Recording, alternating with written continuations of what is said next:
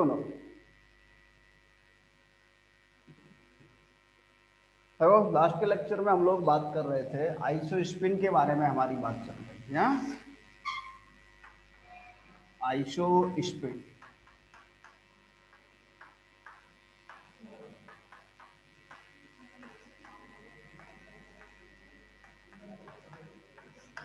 संभारिक प्रचक्रण के बारे में हमारा बात चल रहा था, हमारा डिस्कस हो रहा था।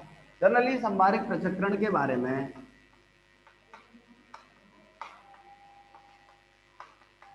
हाइजेनबर्ग ने एक बात कही। उसने कहा कि ये जो न्यूट्रॉन और प्रोटॉन है, ये किसी पार्टिकल की क्या है,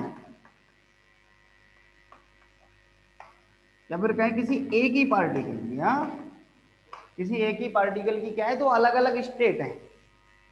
एक ही पार्टिकल की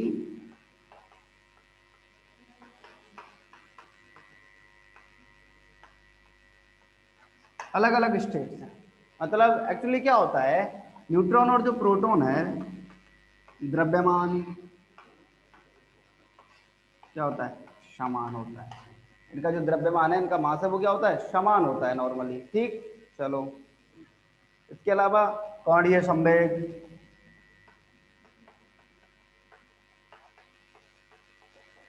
तो उसने कहा कि एक ही पार्टिकल की दो अलग अलग स्टेट है। उसने क्या किया, एक ही पार्टिकल की दो अलग अलग स्टेट के लिए एक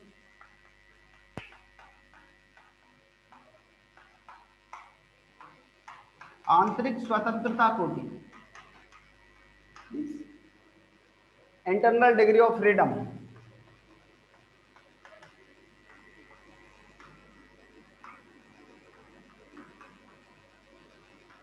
एक आंतरिक स्वतंत्रता की कोटि क्या की गई, डिफाइन की गई। और उसने कहा कि ये जो आंतरिक स्वतंत्रता की कोटि है, यही क्या है, यही समभारिक प्रचक्रण है।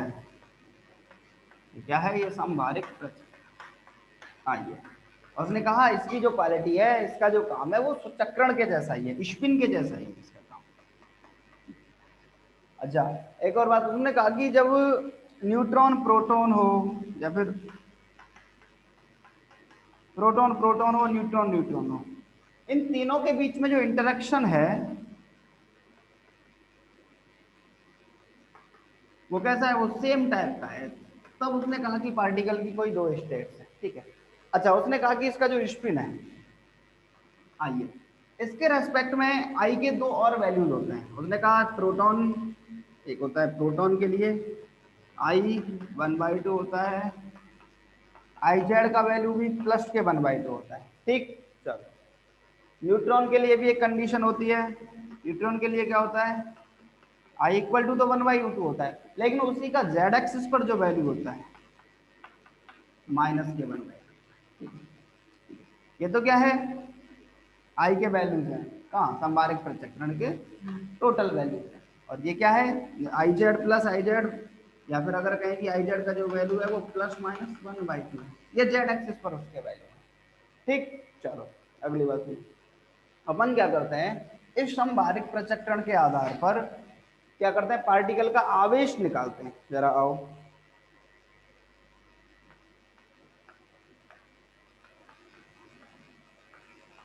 संभारिक प्रचक्रण के आधार पर आवेश। ठीक है, देखो संभारिक प्रचक्रण के आधार पर आवेश निकालने के लिए उसका एक फॉर्मूला है, और वो होता है Q equal to I Z plus 1/2। Proton के बारे में अगर बात करें अपन, तो Q का वैल्यू कितना होएगा, 1/2 plus 1/2 equal to 1। Means proton पर जो चार्ज होता है वो कैसा होता है, यूनिट चार्ज होता है। और उस यूनिट चार्ज का वैल्यू कितना होता है, 1.6 इंटू 10⁻⁻⁻19 कूलम। इससे एक्चुअली देखो, आगे जब न्यूक्लियर में बात करेंगे तो क्वार्क पार्टिकल के बारे में भी बात होगी, जहां अपन ये नॉर्मली अपन क्या मानते हैं, ये चार्ज का क्वांटा है, ये जो वैल्यू है ये क्या है,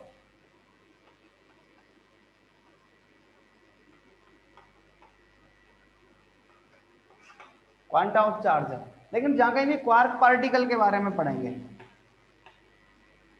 वहाँ ये चार्ज ऑफ क्वांटा नहीं रहेगा, लेकिन नॉर्मली फंडामेंटली ये वैल्यू चार्ज ऑफ, ठीक है, क्वांटा ऑफ चार्ज है, आवेश का क्वांटा, ये सबसे कम वैल्यू है चार्ज की, इससे कम वैल्यू नहीं हो सकती, ठीक है। चलो, जैसे एनर्जी का क्वांटा होता है ना इक्वल टू एच न्यू, अपन फिर बात करते हैं 2h new 3h new NH new तक चले जाते हैं मूव करते करते। तो ये जो वैल्यू है ये क्या है, ये प्लांक कहता है ये एनर्जी क्वांटा है, ठीक है। तो ये क्या है, चार्ज का क्वांटा है, क्वांटा ऑफ चार्ज है। प्रोटॉन के लिए बात करोगे तो वैल्यू 1 आती है, न्यूट्रॉन के लिए बात करो क्यू इक्वल टू माइनस के 1/2, आई जेड का वैल्यू कितना है माइनस के 1/2 प्लस के 1/2, ठीक है, वैल्यू क्या आ गई, 0 आ गई। न्यूट्रॉन के लिए बात हो गई, ये प्रोटॉन के लिए बात हो गई, ठीक। तो ये बात थी किसके बारे में, समभारिक प्रचक्रण के बारे में, आइसो स्पिन के बारे में, ठीक। जरा बताओ आगे बात की जाए।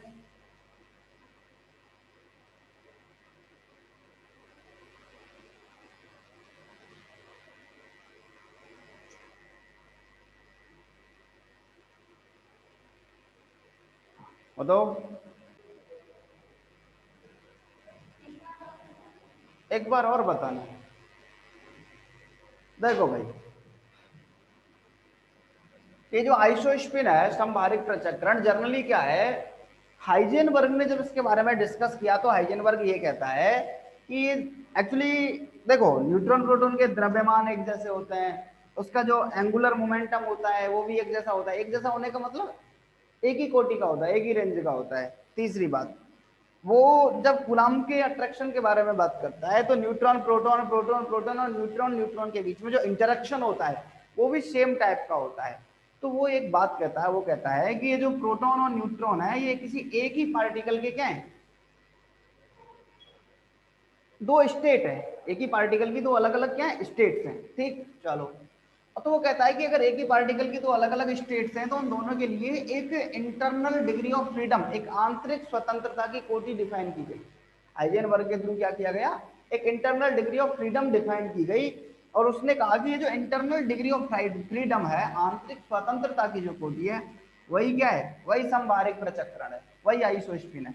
और उसको किससे शो किया, आई से शो किया, ठीक है। ये नॉर्मली स्पिन के जैसा ही है, ठीक है। और उसने कहा कि इसके दो वैल्यू है, एक प्रोटॉन के लिए, क्योंकि नाभिक न्यूक्लियस में तो दो ही पार्टिकल होते हैं, एक प्रोटॉन होता है एक न्यूट्रॉन होता है। प्रोटॉन के लिए आई का वैल्यू होता है 1/2, न्यूट्रॉन के लिए भी आई का वैल्यू 1/2 होता है, लेकिन जेड एक्सिस पर इसके जो वैल्यू है, एक के लिए प्लस का 1/2 होता है और एक के लिए माइनस का 1/2 होता है, ठीक है। इसका काम क्या है, संभारिक प्रचक्रण का काम है आवेश का मान बताना, ठीक है, कि आपके पास जो पार्टिकल है न्यूक्लियस में, जो पार्टिकल है उनका चार्ज कितना है, ये काम है किसका, आइसोस्पिन का, संभारिक प्रचक्रण का। उसमें एक फॉर्मूला होता है Q equal to I Z plus 1/2। Q का वैल्यू प्लस के 1/2 रखोगे, किसके लिए, प्रोटॉन के लिए, अगर प्रोटॉन का चार्ज ढूंढोगे तो 1 आ जाएगा। 1 का मतलब, इसके 1 का मीनिंग है यूनिट चार्ज, 1 जिस वर्ड को आप कह रहे हैं उसका मतलब है यूनिट चार्ज, इकाई चार्ज। और इकाई चार्ज कितना होता है, 1.6 इंटू 10⁻⁻19 कूलाम, मीन्स ये चार्ज का क्वांटा है, इतना चार्ज है उस पर। एक का मतलब एक कूलाम चार्ज नहीं है, इसका मीनिंग है चार्ज का क्वांटा, ठीक है। चलो, एक दूसरा पार्ट है I Z equal to minus के 1/2, तो माइनस के 1/2 प्लस के 1/2 इक्वल टू 0, ये क्या होता है, ये क्वार्क पार्टिकल है। अपन ने एक बात, ये न्यूट्रॉन का चार्ज हो गया। जनरली जो क्वांटा ऑफ चार्ज है ये इन पार्टिकल के लिए जो फंडामेंटल पार्टिकल है, इसके अलावा और भी बहुत सारे पार्टिकल होते हैं, क्वार्क पार्टिकल आएंगे, अपन 4th यूनिट में पढ़ेंगे न्यूक्लियस में, वहां ये क्वांटा ऑफ चार्ज इतना नहीं रहता, थोड़ा सा चेंज होता है, वो अलग बातें हैं। जो फंडामेंटल पार्टिकल है उनके लिए क्वांटा ऑफ चार्ज कितना रहता है, ये वैल्यू रहती है फिक्स, 1.6 इंटू 10⁻⁻19 कूलम। चलो, देखो जरा आगे बात करें।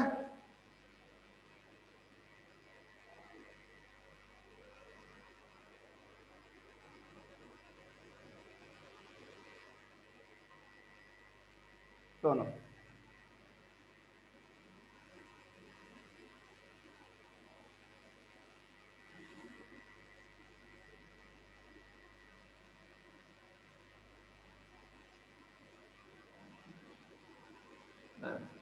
अगली बात करते हैं अपन द्रव्यमान क्षति के बारे में, mass defect and binding energy. Generally मतलब सुनो, क्या मतलब है द्रव्यमान क्षति का, सुनो।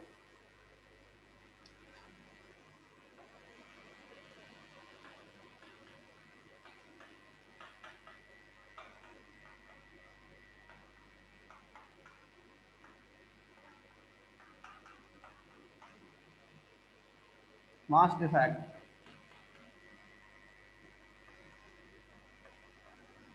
And winding energy. अच्छा सुनो सर जी, क्या है एक्चुअली मास डिफेक्ट का मीनिंग क्या है? मास डिफेक्ट का मीनिंग ये है कि अगर मान लो आप क्या करते हो, अनंत से न्यूट्रॉन प्रोटॉन को क्या लाते हो, आप लोग, आपके पास अनंत पर क्या रखे हैं, न्यूट्रॉन रखा है, प्रोटॉन रखा है, आप अनंत से न्यूट्रॉन प्रोटॉन को पास लाते हो,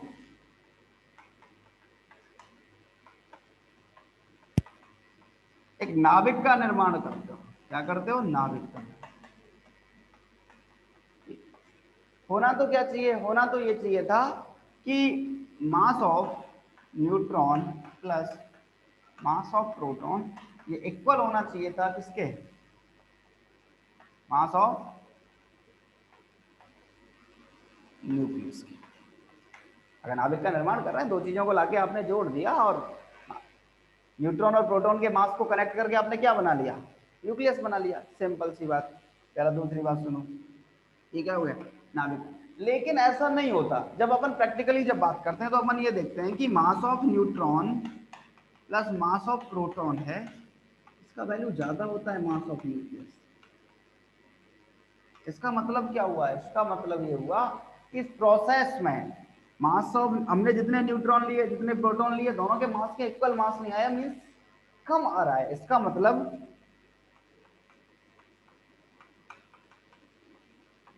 minus mass of nucleus, N से शो कर रहा हूं इसको, है।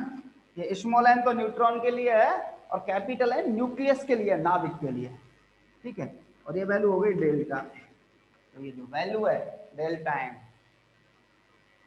ये क्या है, ये द्रव्यमान क्षति मास, ठीक। इसका मतलब ये हुआ कि जैसे ही न्यूट्रॉन प्रोटॉन से न्यूक्लियस बनाया तो उसके द्रव्यमान में कमी आई। इसका मतलब अगर आपको कोई और प्रोसेस करनी पड़े, या ये पहली कंडीशन। दूसरी मतलब इस प्रोसेस में क्या होगी, द्रव्यमान क्षति हुई है, इस प्रोसेस में एनर्जी रिलीज होगा, मतलब ऊर्जा उत्सर्जित होगी। कितनी ऊर्जा उत्सर्जित होगी, क्या होगा, वो जरा आगे डिस्कस करें। दूसरा काम क्या है, अगर मान लो किसी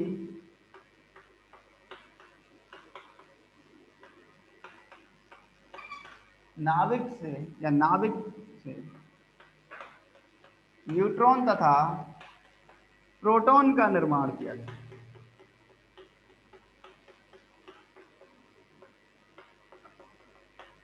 आप क्या करो, आपके पास न्यूक्लियस है, नाभिक है, आप उसको ब्रेक करो और उससे क्या निकालो, न्यूट्रॉन और प्रोटॉन्स के बारे में बात करो, न्यूट्रॉन और प्रोटॉन में। इस कंडीशन में क्या होगा, नाभिक को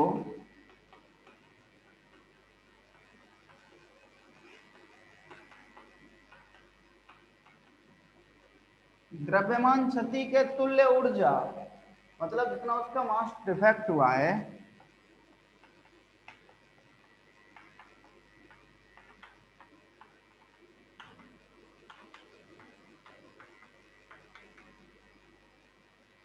उसका जितना मास डिफेक्ट हुआ है उसके तुल्य, उसके एक्विवेलेंट जो एनर्जी है वो आपको क्या करनी पड़ेगी, बाहर से देनी पड़ेगी, ठीक है।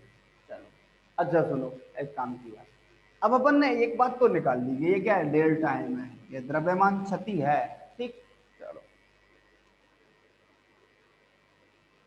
अपन क्या करते हैं, अपन मैथमेटिकली जरा इसके बारे में डिस्कस करते हैं। आओ जरा इधर देखो। अच्छा बताओ, माना, अपन मान लेते हैं, माना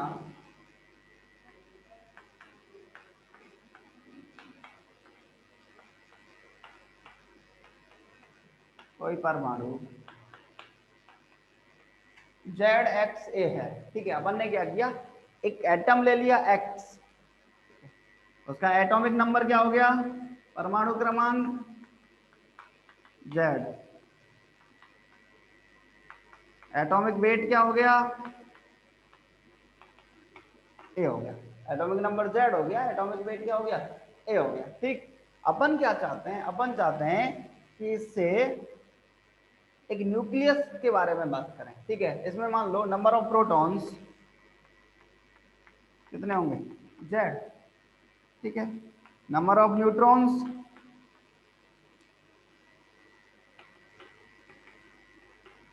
A माइनस Z। जरा आओ, अपन अगर उसके जैसे इसको लिखना चाहें तो इसको ऐसे भी तो लिख सकते हैं। आओ, डेल्टा M का जो वैल्यू होगा, delta M is equal to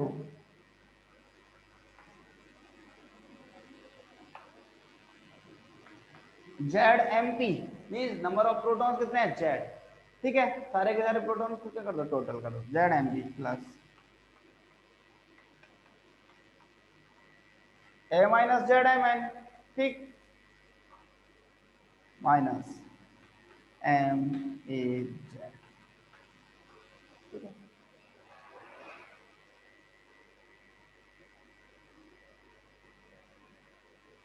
इसका मतलब ZMP plus A minus ZMN plus MAZ। MAZ क्या होता है, मास ऑफ न्यूक्लियस,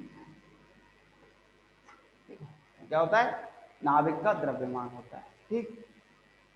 अरे जल्दी से देखो, हमने क्या किया है, हमारे पास क्या है, कोई परमाणु मान लिया हमने ZXA, हमारे पास कोई पार्टिकल है क्या, ZXA, वो एटम है, X परमाणु है, उसका एटॉमिक नंबर परमाणु क्रमांक क्या है, Z होता है, परमाणु भार क्या होता है, A होता है।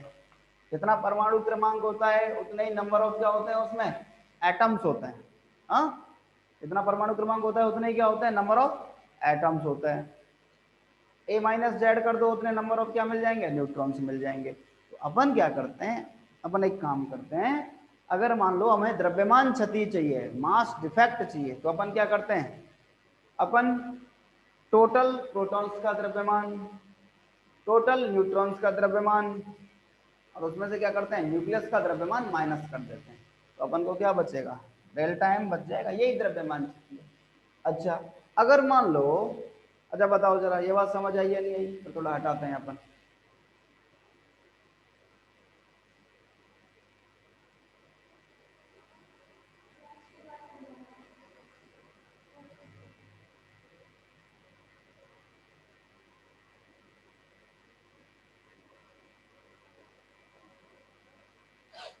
चलो आगे बात करते हैं, जरा सुनो।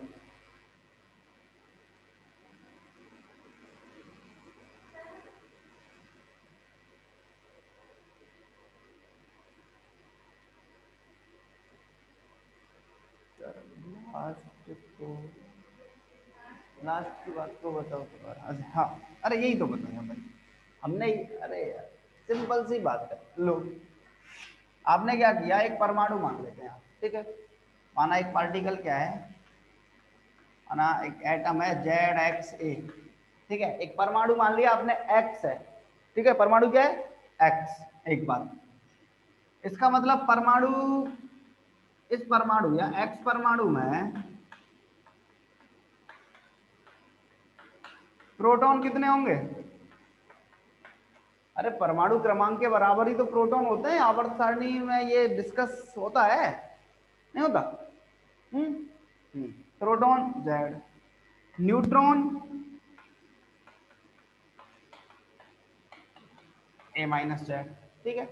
नंबर ऑफ प्रोटॉन्स कितने हैं, Z, नंबर ऑफ न्यूट्रॉन्स कितने हैं, A माइनस Z। अपन का काम क्या है, अपन का काम यह है, अपन को नाभिक का द्रव्यमान निकालना है, और हमने अभी जस्ट बात की थी कि नाभिक का द्रव्यमान उतना नहीं आता है, उससे थोड़ा सा कम आता है। तो जो अंतर है जरा उसके बारे में बात कर रहे हैं, जो द्रव्यमान क्षति है, ठीक है। चलो, और अपन क्या मान लेते हैं, अपन ये मान लेते हैं कि इस नाभिक का जो द्रव्यमान है, नाभिक का द्रव्यमान और न्यूट्रॉन प्रोटॉन के योग का द्रव्यमान दोनों अलग अलग चीजें। नाभिक का द्रव्यमान मान लेते हैं अपन एम ए जेड, बस अपन को डेल्टा एम चाहिए ना, चलो डेल्टा एम निकालो भैया, द्रव्यमान क्षति निकालो। कितने प्रोटॉन है? जेड। एक प्रोटॉन का द्रव्यमान एम ऑफ पी, तो जेड एम पी, ठीक है, प्लस कितने न्यूट्रॉन है? ए माइनस जेड। एक न्यूट्रॉन का द्रव्यमान एम एन माइनस नाविक का द्रव्यमान एम ए, ये हो गया डेल्टा एम का वैल्यू। ये क्या है? ये द्रव्यमान क्षति है। अगर मान लो आपके पास जो मास है,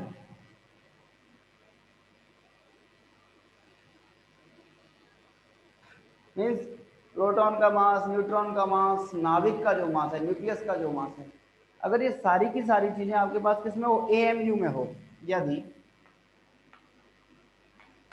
डेल्टा एम एएमयू में हो, मीन्स एटॉमिक मास यूनिट में। अपन ने एटॉमिक मास यूनिट परमाणु द्रव्यमान संहति के बारे में डिस्कस कर चुके हैं अपन पहले। एएमयू के बारे में सबसे पहले जब अपन न्यूक्लियस के बारे में बात करने लगे थे तो इसी के बारे में डिस्कस किया था। एक एएमयू का मतलब क्या होता है? 1.6 into 10 to the power minus के 27 किलोग्राम, जानते हो ना? और एक एमयू के इक्विवेलेंट एनर्जी कितनी होती है? ये भी अपन ने डिस्कस किया था तब।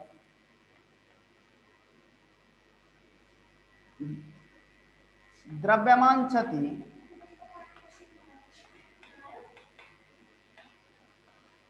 के करस्पॉन्डिंग जो एनर्जी है, संगत जो ऊर्जा है, उसी को अपन क्या कहते हैं? उसी को अपन कहते हैं वाइंडिंग एनर्जी, बंधन ऊर्जा। इसको अपन क्या कहते हैं? बंधन। ठीक, चलो देखो जरा, एक एमयू के तुल्य ऊर्जा कितनी होती है, जरा आपको पता ही है।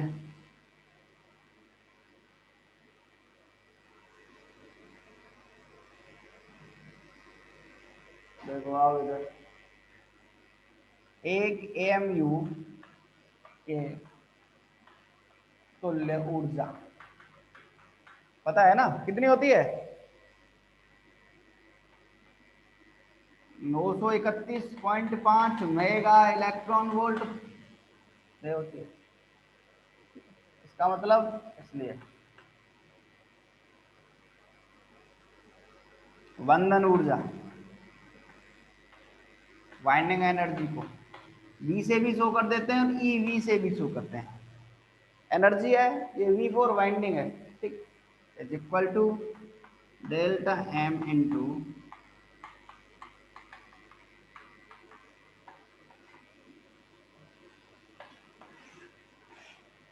Delta M into 931.5 mega electron volt. ठीक, जरा देखो फटाफट से, फिर अपन आगे बात करते हैं।